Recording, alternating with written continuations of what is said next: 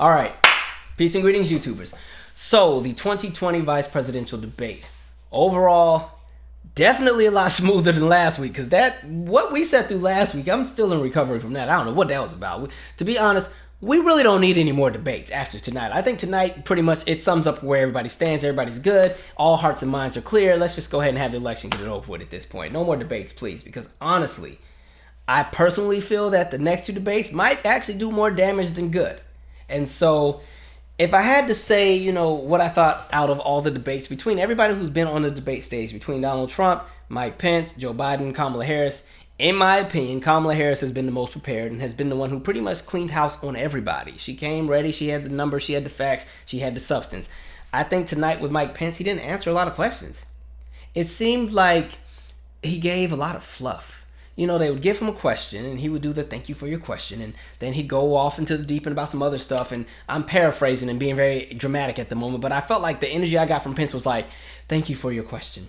And it's a very important question. And as an American, we get to ask a lot of questions. We get to ask questions of our politicians. We get to ask questions of those that we vote for. And the reason we ask the questions is because it brings light to the issues that we may have and the concerns. And what's important about that is getting to the issues and getting to the concerns, we get to the solutions. And that's what America was founded on. That's what our forefathers wanted. We all want the promise of prosperity and greatness. And when we ask the questions and we get the necessary answers, we can get that, because that's what America's about. And that's why we're the best. And God bless America. Thank you for the question. And I'm like, that was cool, but we're asking about climate change.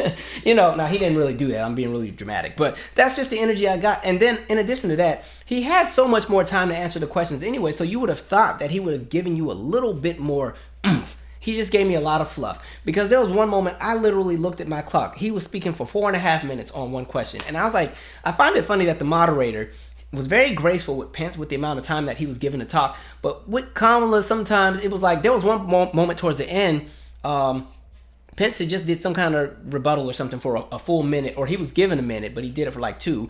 And then it was Kamala's turn, and the lady was like, oh, you get 30 seconds. I'm like, 30 seconds? He just had... Okay, I guess, whatever. And so, yeah, it was just, I don't know. I don't think Pence really did much. But like I said, I don't think tonight really hurt anybody or helped anybody. It just kind of solidified where people already stand. People's minds are made up. In addition to that, I started thinking, and this is a random question, I wonder if any of you feel the same way. What does Pence actually add to the Trump campaign? And I say that because I feel that, honestly, if it were legal and if Trump was able to do it, Trump could still run without Pence on the ticket and just run by himself, and he'd probably still have a good shot at winning. Because Trump by himself has already he is his own machine, his following and everybody who loves his ideals, they're locked in. Doesn't matter what Trump does, boom, boom, got it. Kamala, in my opinion, adds a lot of energy to Joe's campaign. Joe, if we go back to when it was still the primaries and everything, and it was still like 100,000 Democratic candidates and everything like that, a lot of people did not think it was going to be Joe who would kind of be as the front runner. He came in as a front runner, and then during the debates, people were like, and this goes back to what I said on live within the Democrat Party. One of the setbacks that exists is that the Democrat Party is so diverse when it comes to viewpoints and ideals that it's hard for there to be a candidate that's really locked in and that can meet everybody where they're at, because the Democrat Party wants so much. And I say that because on the Republican side, you already know where they stand on a lot of things. They're locked in. There's not a lot of wiggle room. It is what it is. A lot of people who identify as Democrat pretty much are just like, well, we don't identify what that side has going, so we at least have some leverage on the Democrat side. And so you have so many groups represented, and sometimes even those groups clash with what they believe in. And so you have a bunch of energy where there's a lot of chaos and confusion sometimes. That's why, like, even with this campaign, you just look at how extremely different all the candidates were. Like, somebody like a Joe Biden was very different from a Bernie, which was very different from a Amy, which was different from a Kamala, which was different from I'm skipping somebody's name, Warren, and then Castro, like Booker. All of them were so different. And so I don't think you get that on the other side as far as the Republican side. And so I think that's one of the issues that exist on the Democrat side, where it's hard to kind of please everybody who tends to vote Democrat, because everybody's trying to get their piece and everybody has so many different ideals and views, and you got to be considerate of so many different communities. I don't think you have to do the same thing on the other side. And so I think that's one of the things that makes it difficult in this campaign, which is why I think I said Kamala brings some energy to Joe, because she brought a different energy that Joe wasn't really bringing. going back to Pence and Trump, I just don't think Trump needs Pence. Trump could just do it by himself, and it is what it is. Trump's core following would still rock with him. But anyway, back to the debate. Another thing I found interesting, I enjoyed every moment when Kamala would be like, Pence, excuse me, Mr. Vice President, I'm speaking. I'm speaking. It was reminding me of like Claire Huxtable and Sandra on that Cosby episode when Sandra thought Claire and the grandma kidnapped the babies and shit. Mom, I'm talking. I was like, oh, okay. Like she was giving like some second grade teacher energy right there. But it was just, I don't know. Tonight, I think it served its purpose. But again, like I said, I don't know if it makes a big difference between today and tomorrow. And then, of course, there was that fly that just magically showed up and was the star of the show for a good 3 or 4 minutes. For a minute, I thought the fly had died. I thought it died in his hair and was like stuck in the follicles and couldn't get out.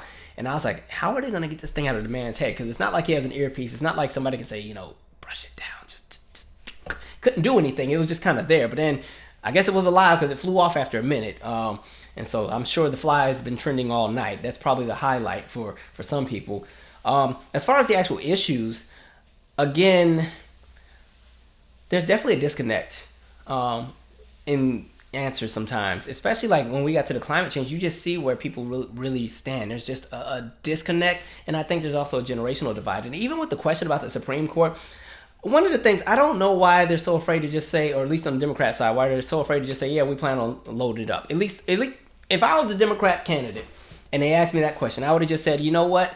Right now, based on how things are going, the Supreme Court is looking to be a 6-3, as far as the energy. You're going to have 6 conservatives, pretty much 2 liberals and 1 moderate that kind of leans as a liberal.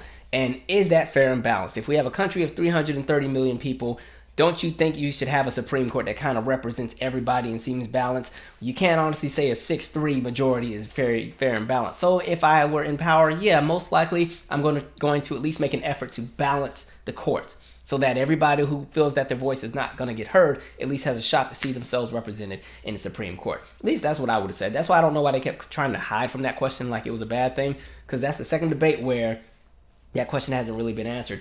But again, even something like that it's like Sesame Street compared to all the stuff the Trump administration has to answer for. That's why Kamala was dragging them when it came to that COVID-19 stuff. And it was interesting because Pence had said a part about, well, with this president, when he found out how serious it was, he was willing to shut down half the country, and shut down our economy, and so that people could be safe. And I'm like, really? Because I remember he was also tweeting, liberate North Carolina, and the people of Minnesota need to be liberated, and the people of Wisconsin need to be liberated. And that brought energy where people were showing up to these state buildings with guns and AR-15s and AK-47s, open up, we're ready. I'm like, okay, so you really sure helped that issue, but okay.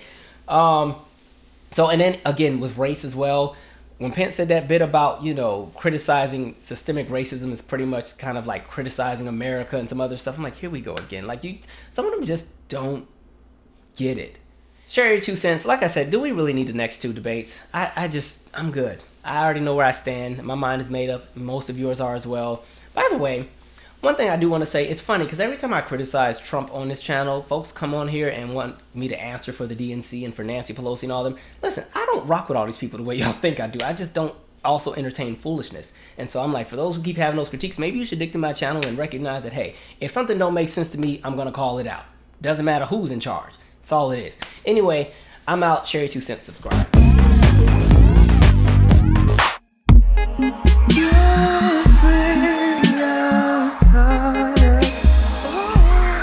Up in the friend zone. Caught up in the friend zone. Yeah. That friend who loves you undercover. That friend, but you're just way too blind to see.